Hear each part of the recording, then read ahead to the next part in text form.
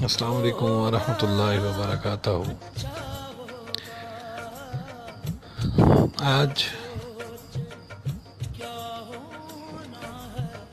بس ایسے ہی تھوڑا سا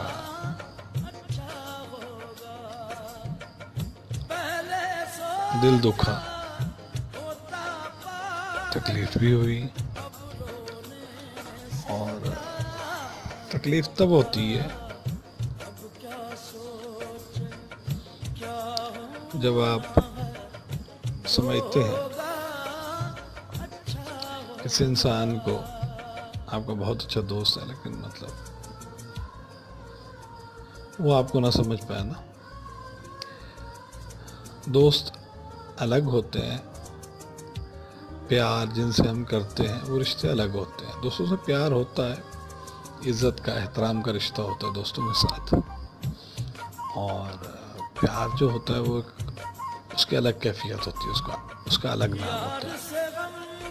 ضروری نہیں ہے کہ جن سے ہم بات کریں یا جن لوگوں سے ہم باتیں کریں، بہت ساری ہر قسم کی ڈسکشن کریں، ضروری نہیں کہ ان سے ہم پیار کرتے ہیں۔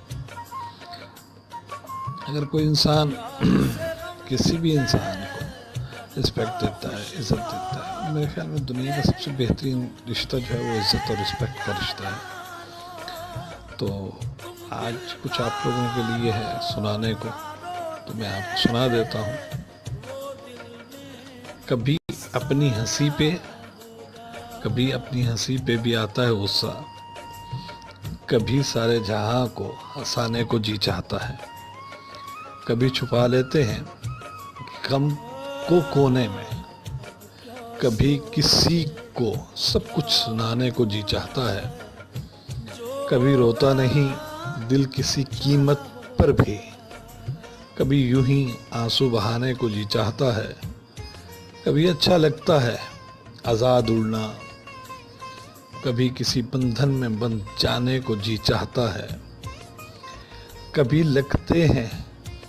لگتے ہیں اپنے بیگانے سے، کبھی لگتے ہیں اپنے بیگانے سے، کبھی بیگانوں کو اپنا بنانے کو جی چاہتا ہے، کبھی اوپر والے کا نام نہیں آتا زباں پہ، کبھی اوپر والے کا نام نہیں آتا زباں پہ، کبھی اسی کو منانے کو جی چاہتا ہے، کبھی لگتی ہے یہ زندگی بڑی سہانی، کبھی زندگی سے اٹھ جانے کو جی چاہتا ہے۔